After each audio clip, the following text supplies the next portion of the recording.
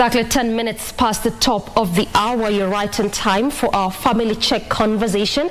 This Monday morning, we'll look at the changing face of FGM, the interventions made, particularly by the states, the loopholes that still exist as far as curbing the vice that is FGM. My guests are here.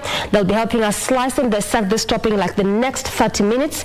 I'm joined in by Annah Katuki to my far right, who is a Plan International Kenya Gender and Inclusion Advisor. Also, right at the center is Alice, who is a Plan International Kenya's Girl Advocate from Kajiado County. Ladies, welcome to the program. Thank you for having us, Doreen. All right, let's just very quickly begin by understanding what this is all about. I mean, there's so many interventions that have been made. I was just telling you earlier, Anna, how the previous regime was so big on ending FGM, and the proposal then, when they began, the talks and looking into FGM in 2019, was to end this by 2022 December. But here we are, 2023. Very true, Doreen. And thank you for this opportunity. Yeah. I think into it is that as a country, we have made strides, I think, from various reports, even from the recently released demographic and survey that was released by KBS recently. Yeah. When you check from 1998, we have moved from high of 38% of prevalence to a low of 15% in last year 2022. Yeah. And that coupled with the efforts that I think the previous regime that put out when there were commitments made around the gender equality forum that was tasked in terms of pushing this ahead. So yes, as a country we've done strides, but that said, we still have a lot of work to do. Factors around the issue of increasing population. So even as the rates are going low, we still have a high number of young girls that are coming up. That means that again contributes to complexities around FGM rates. I hear you. Right. And of course we'll come to some of those interventions, look at the complexity therein. There's a lot to discuss, especially as far as FGM is concerned, and even just from a stakeholder, you're telling us more about that momentarily. But then Alice, kutokea pale Kajiado, hii ni county ambayo amongst various other counties huwa tunaripoti kesi nyingi sana za FGM. Wewe kama advocate, so far ni nini haswa umefanya kuhusiana na hii jambo la FGM? Thank you. Kama mimi kama girl advocate, juzi tu tumemaliza, kama vile tulikuwa shule, nimekuwa nikiongea na wasichana wenzangu kuhusu mambo na FGM, muongea effects zake. So tumeongea tu vile tutajaribu vile as we are changing, tuongee na boys ndo at least wakubaliane na wasichana vile the world is changing. So nimejaribu kuongea nao, tumekuwa na talks. Sometimes pia tumekuwa na church tukiwa church, tuongea na youth wenzangu kuhusu mambo na FGM, and at least wasichana sasa wana change. Hata pia vijana kuna wenye wamechange, wanakubaliana na wataoa pia wasichana. Unajua most of them wanasema hawataoa wasichana wenye hawajatairi. So at least they are changing. So nimeongea na wasichana wenzangu, tumeongea effect, tukaongea mambo pia na venye tutachange. Yes. So ukiongea nao nini hasa wewe huwa unawaambia? Because umesema kwamba hata kuna vijana wale ambao wanasema hao hawatoa wasichana ambao hawajatairi. So una realize kuna a lot of culture rooted kwa especially hizi communities. So ukiongea nao nini hasa wewe unawaeleza? Sasa unajua most of them wanasemanga hii ni right of passage, wana have kuenda through it. So ni lazima tunaongea nao, tunawaambia kuna right of passage pia ile yenye unaweza enda Christian way. Yes. So tumeongea nao kwa sababu unajua FGM sometimes iko na effect that wasichana immediately wakikuwa wakitairiwa, most of them wanaona they are women. So sometimes hata unapata wengine wana drop out of school kwa sababu they believe they are women.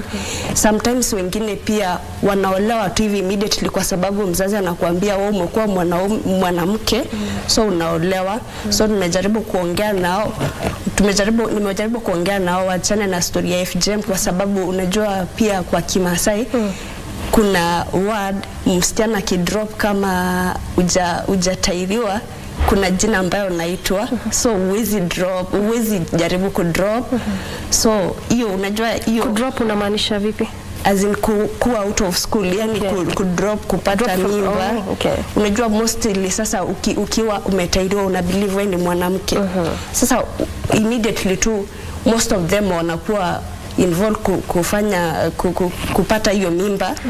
Ama most of them pia wazazi wanasema waolewe juu wamekuwa wakubwa. Yes.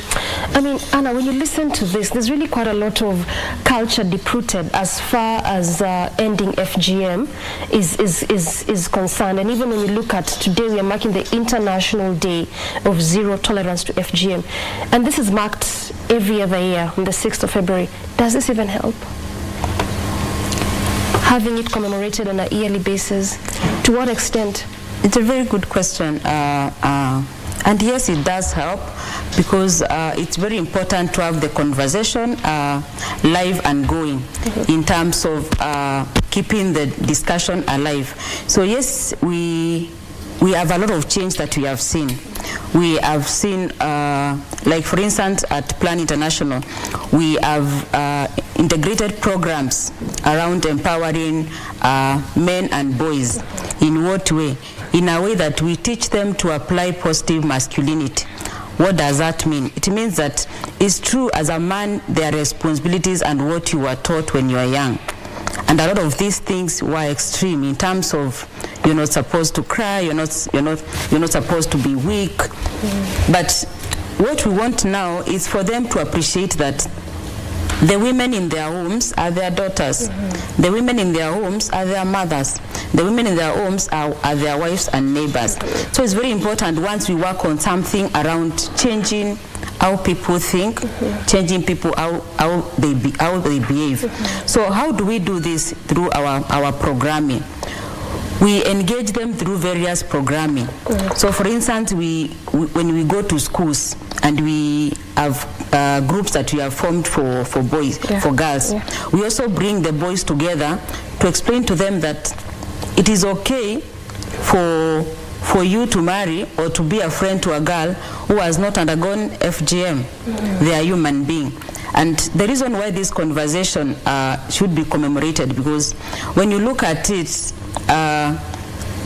the statistics are that 200 million girls so far have gone through FGM.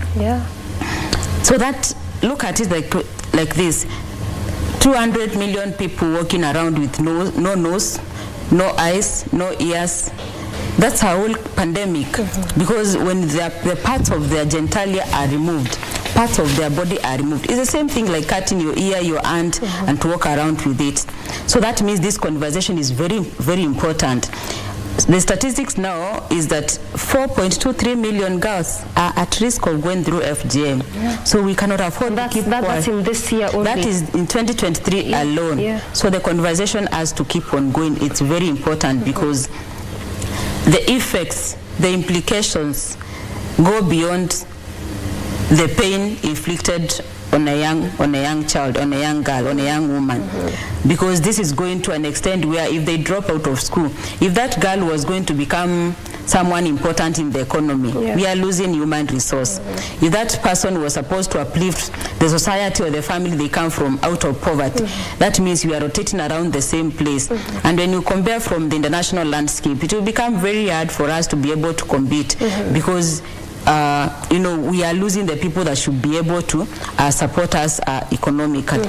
And I think, Doreen, just to add, there is also another aspect around medical effect, financial burden. Just hold it there. We'll come to that in a bit. Sure. But just to elucidate a bit on what you've talked about, especially when it comes to that data, we are looking at 200 million girls. That is the data we have. And just as you rightfully said, in this year alone, 4.32 million globally. As we speak, WHO has already categorized this vice as one of those things violation against human rights. And so then I'm trying to understand, when you look at the glaring grooming statistics, even what the world standard has already categorized, why do we still have these high numbers? Just how much is culture so much deep-rooted into this vice? Absolutely, yes. There's something called social and gender norms. This is basically how a society is fabricated and how we bring up our children. It's very strong because I have to say this, it stems into patriarchy. Patriarchy comes around the issue of power bearers, influencers. So we have in society, in terms of demand and supply, look at this. Women, girls are not the consumers of FGM. So it may be hard to say, but men are considered as it is the consumers of FGM. So in terms of culture, it's very important. When you look at the communities that we have in Kenya, a lot of them, and some of them are not even reported, practice FGM. So I think Alice has mentioned the issue of rites of passage. Like, this is what our forefathers did. So to bring someone to a level where they understand that something their forefathers did and you want to change it, that means that you have to sit down with them and undo and learn and relearn the culture that they have learned. I hear you. The other aspect is that a lot of people consider this a form of identification. And even as now we are in a liberal world, you find that young people like association a lot. And as long as I feel the group that I am in school or in college has gone through FGM, then if I've not gone through FGM, it means that I don't belong anywhere. And that means that I feel out of place. So for me to be able to fit in, I have to follow this rite of passage to be able to belong. What does this do to a human being, a young girl in the society?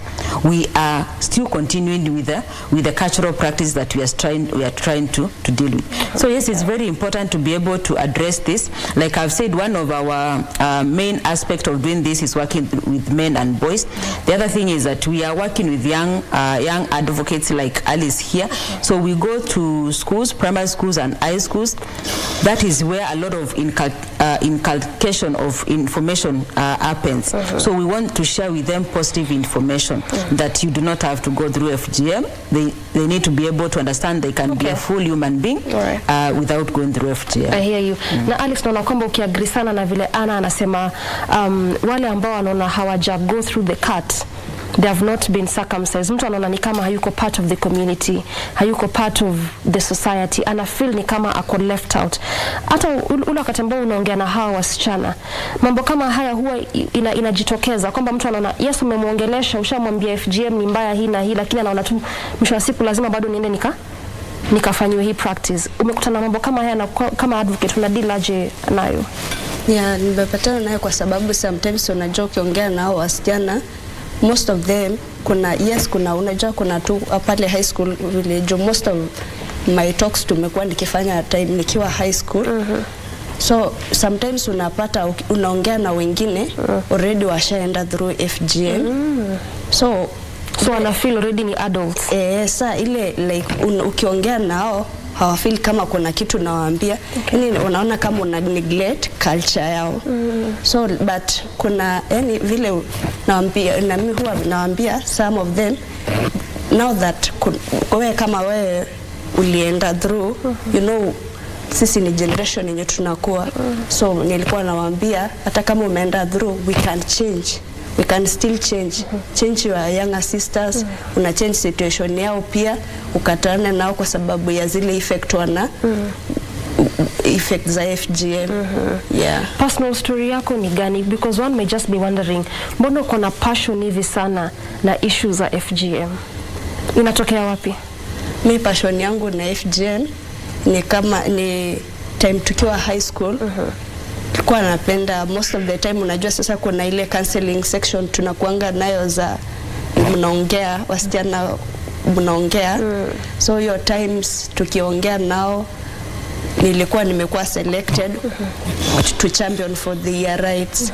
Nilikuwa passionate sana kuchukia mambo na FGM kwa sababu iko na a lot of effects. Aside from the effect, kuna mtu ambaye unajua, a close relative, a friend mwenye undergo the cut, and so ikafanya we kama Alice uone the need na importance ya kuchampion for issues of FGM? Yes. Okay.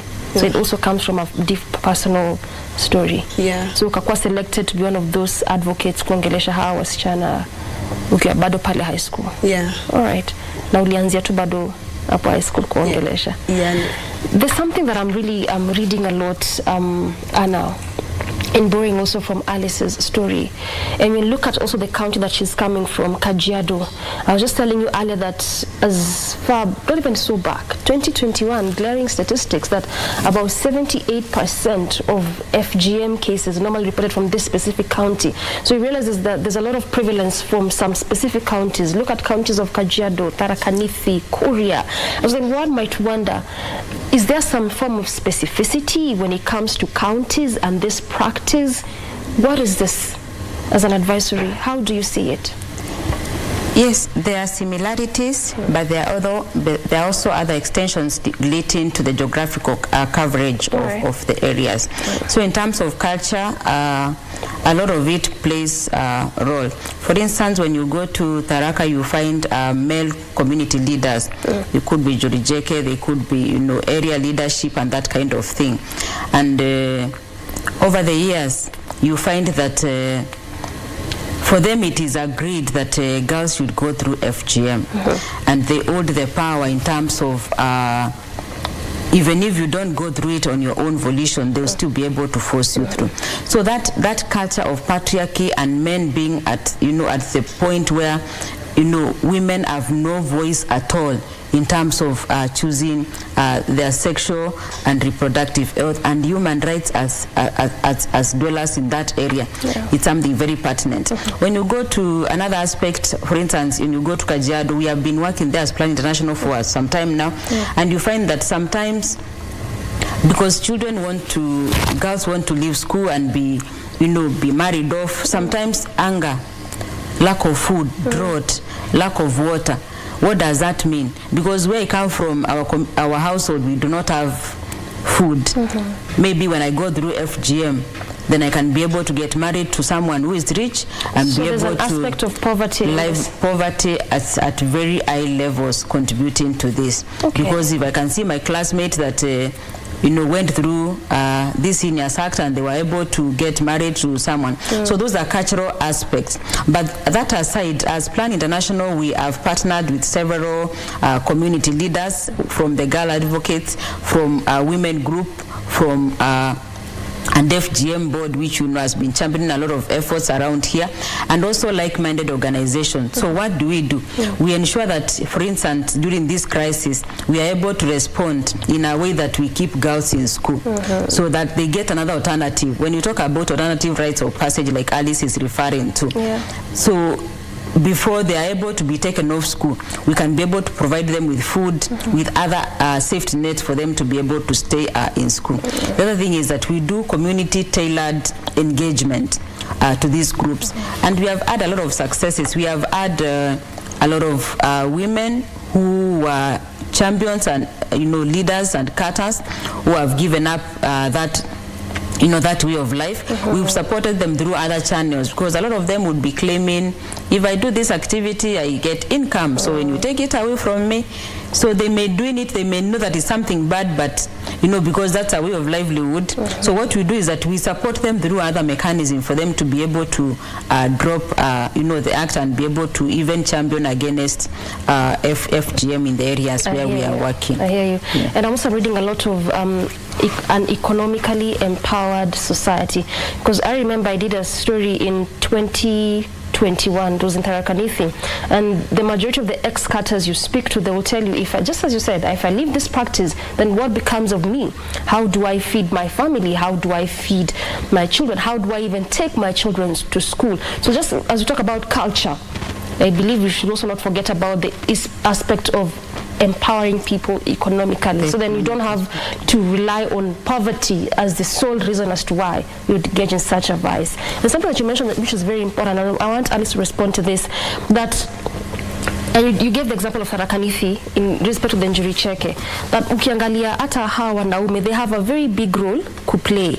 And you also said that you also talk to boys and some of those, you know, young men. Unawaongelesha vipi? The reason why I'm asking this question, Alice, is because just, is it 3 or 4 days ago, hii story tumeisikia tu pale Migori, a girl whom the brothers ndo walikuwa hata wanamchukua, wanampeleka kwenda undergo the cut. The girl had escaped, come to live with a friend or a relative, but venye shule zilikuwa zinafunguliwa, aende achukue vitabu na nguo aende shule. Lakini brothers wake ndio walikuwa wanamchukua kwenda kupeleka kufanya nini? Kukatwa. So hawa vijana wao unawaongelesha vipi ili wao waweze pia kuelewa kwamba hili jambo si jambo ambalo linafaa kwa likifanywa wasichana. Wewe unaongelesha vipi? Unawaambia nini? Sasa unajua tukiongea nao vijana, tunaongea nao effects ya FGM, tunaongea pia nao pia unajua sasa wamesoma, wako shule. Unajua sasa most of wao watu au wanaume wenye hawakubali hawaizi kubali mambo na yani wanataka tu lazima mtu apitie mambo na FGM, ni most of them wenye wako educated. Sasa unajua ukijaribu kuconvince hao wenye wako educated watakubaliana na wewe, kwa sababu unajua sasa ni ile unawaambia waone tu kama girl ako tu normal, si lazima eti aende through FGM ndio akuwe sasa eti normal woman. Sasa most of them wanasema you have to go through the cut ndio kuwe normal woman. So ukiongea nao most of them, unajua tukiongea nao most of them boys that wakubali that msichana atakuwa tu bado sawa, atakuwa tu kama mwanamke kama wale wengine wenye hajatairiwa, unajua itakuwa easy, kwa sababu most of them sasa wakikubali, unajua msichana labda atasema for example lazima niende through the cut ndio nikubalike kwa society kuoleka, ama labda niache kukuwa discriminated eti sijatairiwa. So hao wanaume tukiongea nao wakubali, because most of them sasa wanakubali juu wamekuwa educated, sasa inakuwa rahisi sana. Kwa hivyo ilikuwa ngumu hapa awali kwa sababu most of them or not even most of them, but some of them hawakuwa educated. So your lack of education is also a factor. But really, there's really quite a lot of factors as far as ending the FGM vice is concerned. You realize there's a lot of culture issues, economical empowerment issues, education issues, and there's something that I also want us to talk about before we exit this space. You have like what, 2 minutes or even is it a minute before we exit? But before we sit down for the next program, talk to me about the medical implications of this. Maybe if you understand how it affects even a woman's body, we might start to see the need of not engaging. I think we have had a lot of very disheartening stories of where women, girls who have gone through FGM have had difficulties giving birth. We have had a whole movement around fistula and treatment. So in terms of medical implication, I think that the tray is so full in terms of a lot of women and girls who go through FGM. Once they are married off and they get pregnant, a lot of them lose children, and by the time they're taken to hospital to get attention, it is too late. So a lot of them, if they are admitted or something like that, it means that they have to sell all their income or any income generating assets at home to be able to pay for their medical bills and that kind of things. We have seen a lot of births that are resulted to many disabilities because women went through so much hard labor and were unable to give birth. It's that bad? It's really bad, and we've seen in areas where we're working as Plan International where a lot of children are disabled because someone was in labor for 7 days. They are being told you have to wait for the traditional birth attendant for them to be able to cut you with a razor, whichever way. So that what happens? So that the baby can be able to come out, because once they are cut, there are different forms of cut of FGM. A lot of them close up the woman to an extent where not even anything can be able to go out. Of course, the intimacy the sexual intercourses are very painful. The birth are very painful. So in terms of medical implication, it's very high. The other thing that I think is coming around is the fact that as we talk around the issue of FGM, we also need to be aware to the fact that because we have achieved a lot of milestone in this work, there are also other creeping issues around something called medicalization of FGM, where now, because we have empowered girls, we have empowered men, the rates have reduced from 38% to 15%. Now a lot of people are using other avenues of undergoing FGM in the medical facilities. So what does that mean? It means that we have a lot of work to be able to work with all partners to ensure that. Do you mean that there's some people who are using the medical? Yes, a lot of, as we know now, FGM traditionally is done in the villages, in the bushes, in isolation.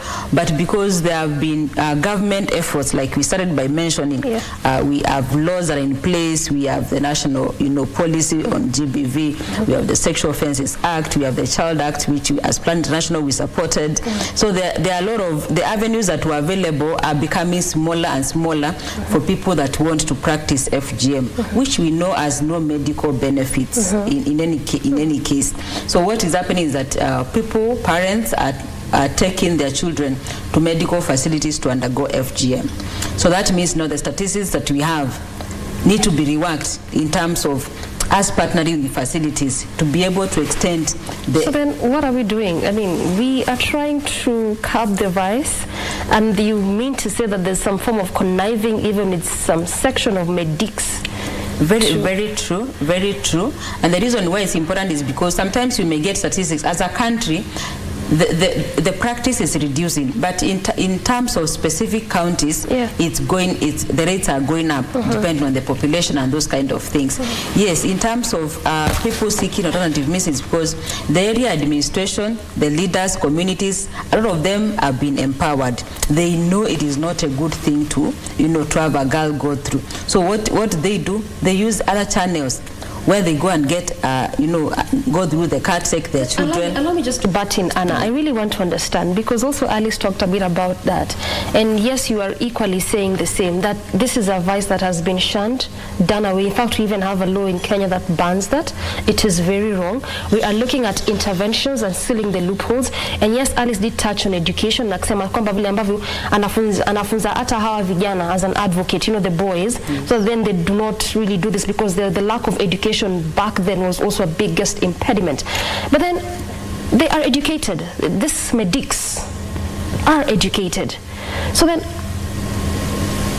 how would you still do it even with the knowledge that it is wrong? Why? Is it because of economics, that you want to empower yourself economically? Because you already know it's wrong and you're educated about it. Why are you still doing it? From what you've gathered, why is it happening?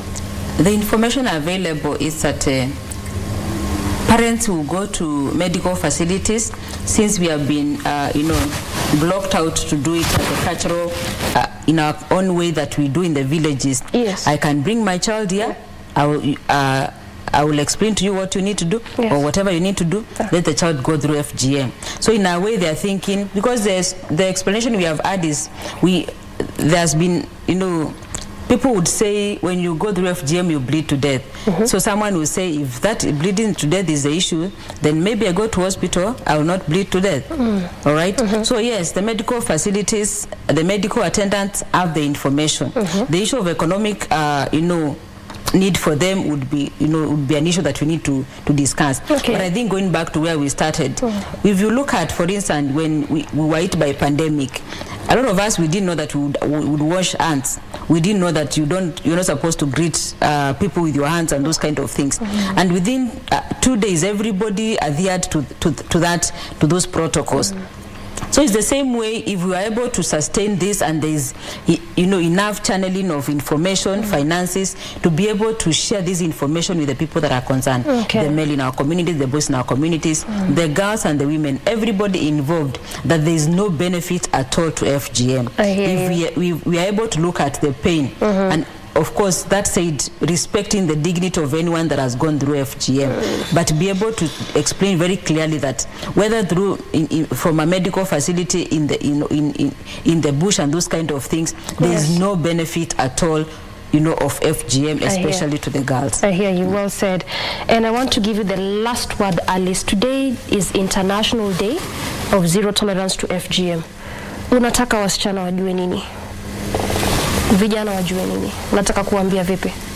Ningependa kuambia kwamba they should just as kama vile sasa hivi vile tunaona, unajua most of them atunge wa blame ile time kwamba FGM walikuwa wanafanya kwa sababu hawakuwa na education. Now that tumesomeshwa, most of both boys and girls, most of them tumesoma. Now that tumesoma, I want them at least wajaribu kuchange. Najua wao boys, most of them wakichampion that girls should not go through FGM, itakuwa rahisi sana. So I want boys boys should champion for this, and itakuwa rahisi sana. I hear you. Thank you very much, ladies, for your time. Highly appreciate your valuable inputs into this conversation.